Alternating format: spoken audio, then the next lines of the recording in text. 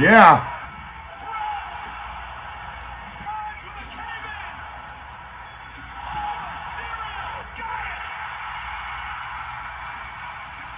What the Hey, friendo, Steve here. Are you as upset and confused as I am over why LA Knight didn't win that fatal four-way on SmackDown, which would have given him a shot against Santos Escobar, which, had he won that, would have given him a shot at the United States Championship currently held by Austin Theory? Well, if you are, you're not alone. A lot of people took to social media to vent their frustration over the loss. Here's a couple of the more popular reactions. Of course, LA Knight didn't win a chance to go to SummerSlam because why back the guy who consistently gets the biggest reactions and is a top merchandise seller? But maybe they'll push him later after SummerSlam. That's the problem. WWE always does this. They never capitalize on talent who gets themselves over because they don't align with their immediate plans. They wait too long until the momentum is faded to push them, which is frustrating. It's a recurring pattern of stupidity that baffled me for years, and it still baffles me now. This one here is it's like a face-app version of LA Knight when he's old. Good things come to those who wait. Oh, I like this little piece of fan art right here from NXT Notes. Oh, look, it's sad John Cena face, and it says no LA Knight at SummerSlam. The LA Knight push will begin after Mania. The LA Knight push will begin after Money in the Bank. The LA Knight push will begin after SummerSlam. Just start the push already. Holy fuck, did he piss in Triple H's coffee or something? And this one here just says justice for LA Knight. Then there's this funny one right here of like LA Knight winning a title in 2K23 and then Triple H coming in with his shovel and pedigreeing him and then stealing the title for himself. The idea being, of course, that Triple H like buries LA Knight. And then on Saturday, PW Torch dropped an article, or as I like to call it, a hit piece, indicating there are some backstage who might feel LA Knight isn't good enough at backstage politics to earn an actual push. This is what the report said. I have it on my phone right here. It says this: PW Torch sources indicate Vince McMahon has grown to become a fan of LA Knight, and Triple H already was. Knight has a long-running reputation for rubbing people the wrong way behind the scenes and just being bad at backstage politics.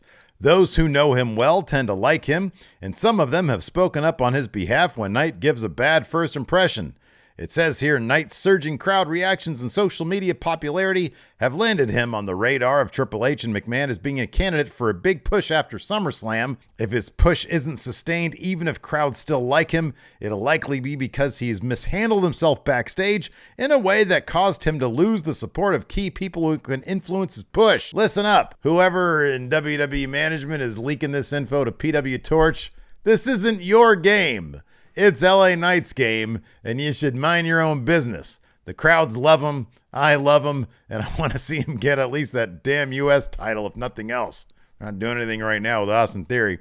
Anyways, I have every reason to believe that that's going to happen. I know he took that loss on SmackDown. However, there are a couple little pieces of evidence suggest that he's still going to win that U.S. title, probably, maybe at least, at SummerSlam. Let's take a look at this so-called evidence. Number one, the title shot that the winner of Santos Escobar and Rey Mysterio is going to receive is not going to happen at SummerSlam. This is coming from the Wrestling Observer Dave Meltzer. The winner of that U.S. title invitational is actually going to happen on a future episode of SmackDown. Now, you might be asking yourself, hey, self, there's only like 3 weeks left until SummerSlam. Wouldn't they have this match be at SummerSlam? This is my theory on what's going to happen.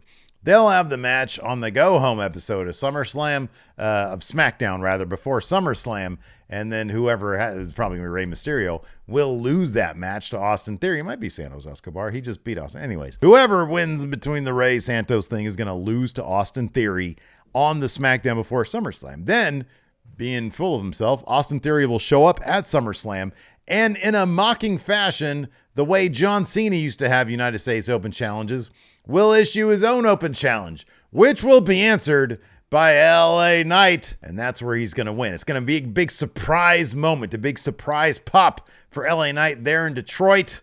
That's what I think is going to happen. Because here's the thing, LA Knight is far too popular, and I've got 3 different metrics to prove as such. Let's take a look at the numbers. First up, Google Trends. You can put LA Knight's name in against any number of other people in WWE, whether it's Cody Rhodes, Seth Rollins, Rhea Ripley, Dominic Mysterio. You can put his name in there against everybody, and his name trends at least above those names.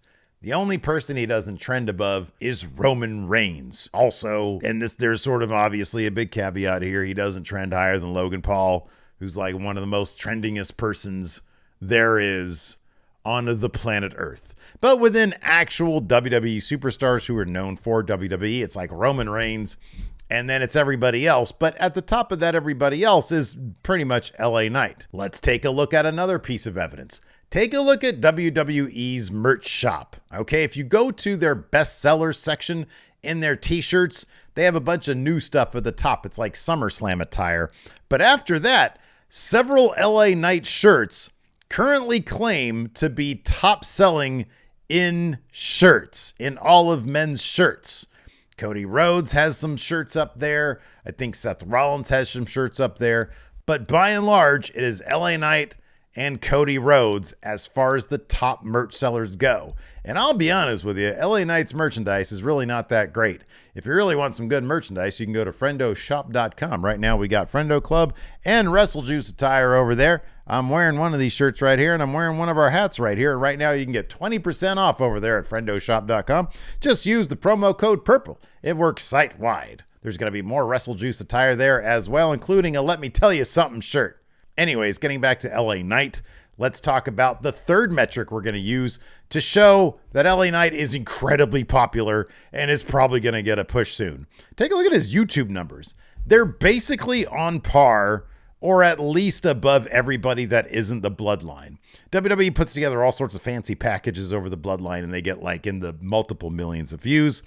But look at this 3-minute promo that LA Knight did from like last week on SmackDown, where he talked about the US tournament.